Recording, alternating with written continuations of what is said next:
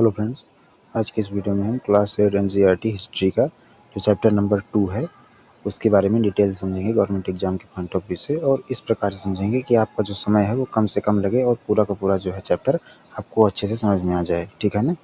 तो व्यापार से साम्राज्य तक यह चैप्टर जो है बताता है कि ईस्ट इंडिया कंपनी कैसे जो है भारत में व्यापार के लिए जो है आई थी, और कैसे उसने भारत की राजनीति पर जो है असर डालना शुरू कर दिया और धीरे धीरे कैसे कब्जा कर लिया भारत पर।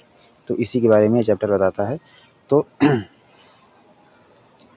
ईस्ट इंडिया कंपनी का जो आगमन हुआ था वो 1600 ईस्वी में जो है आई थी। ठीक है ना। ईस्ट इंडिया कंपनी 1600 ईस्वी में मतलब बनी थी। यह भारत में मसाले, कपड़ा और रेशम का जो है व्यापार करने आई थी। कंपनी ने भारत के तटीय क्षेत्रों में अपने कारखाने जो है स्थापित किए थे। उसके बाद जो है भारत में प्रतिस्पर्धा, ठीक है ना, कई यूरोपीय कंपनी का व्यापार मतलब कई यूरोपीय कंपनियाँ आई थी यहाँ व्यापार करने के लिए। तो उनमें आपस में जो है कॉम्पिटिशन धीरे धीरे बढ़ रहा था, अंग्रेजी, फ्रांसीसी, डच, ठीक है ना। तो इनके बीच व्यापार को लेकर प्रतिस्पर्धा और संघर्ष जो है काफ़ी बढ़ रहा था उस समय। ठीक है ना। उसके बाद बंगाल पर नियंत्रण।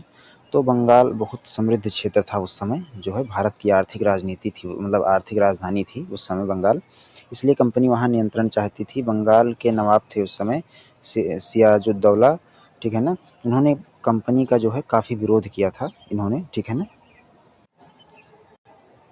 उसके बाद आता है प्लासी का युद्ध।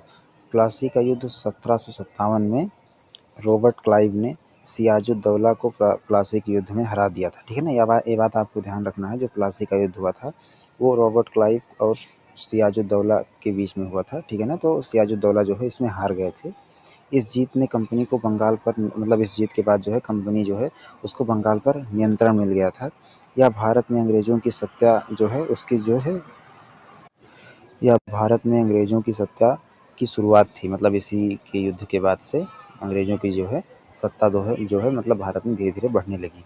उसके बाद जो है कंपनी का जो शासन है, कंपनी अब केवल व्यापार नहीं बल्कि शासक भी बन गई थी। ठीक है ना। ये व्यापारी ही नहीं बल्कि शासक भी बन गई थी। अब शासन व्यवस्था को भी कंपनी ही देख रही थी। उसने कर वसूली जो है शुरू करी, प्रशासन चलाया, सेना बनाई अपनी, इस मतलब धीरे धीरे।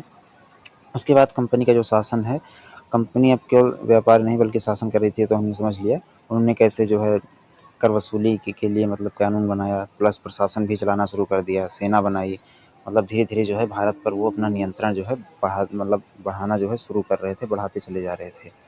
उसके बाद कंपनी की जो नीतियाँ हैं, कंपनी ने कई नीतियाँ अपनाई, जैसे सहायक संधि। भारतीय राजाओं को अंग्रेज़ों की सेना जो है रखनी पड़ती थी इस नीति के तहत। विलय की नीति, ठीक है ना। बिना उत्तराधिकारी जो मतलब ऐसे राज्य जिनके कोई उत्तराधिकारी नहीं थे, राज्य कंपनी में मतलब मिला दिए जाते थे। वो राज्य जो है कंपनी के अधीन हो जाते थे, उसमें मिला लिए जाते थे। ठीक है ना। इसको एक अंग्रेजी अधिकारी लॉर्ड डलहौजी ने मतलब शुरू किया था। ये बात आपको ध्यान रखना है। उसके बाद आता है विस्तार और नियंत्रण। कंपनी ने धीरे धीरे पूरे भारत में अपना नियंत्रण जो है बढ़ा लिया था। उसके बाद युद्धों के द्वारा, संधियों के द्वारा, धोखे और चालाकी से, इन सभी मतलब चीज़ों को अपना करके धीरे धीरे पूरे भारत पर उसका नियंत्रण जो है बढ़ता चला जा रहा था ईस्ट इंडिया कंपनी का। उसके बाद परीक्षा के लिए जो काफ़ी इंपॉर्टेंट पॉइंट है इस चैप्टर से, वो बात आपको ध्यान रखनी है। ईस्ट इंडिया कंपनी जो है 1600 ईस्वी में बनी थी। 1757 में जो है प्लासी का युद्ध काफ़ी महत्वपूर्ण था। बक्सर युद्ध के बाद कंपनी को दीवानी अधिकार भी मिल गया था। ठीक है ना। कंपनी धीरे धीरे भारत की शासक बन गई थी। ये बात ध्यान रखना है आपको। महत्वपूर्ण शब्द जो इस चैप्टर से हैं, ऐसे मतलब की पॉइंट वाले वर्ड्स हैं। ठीक है ना।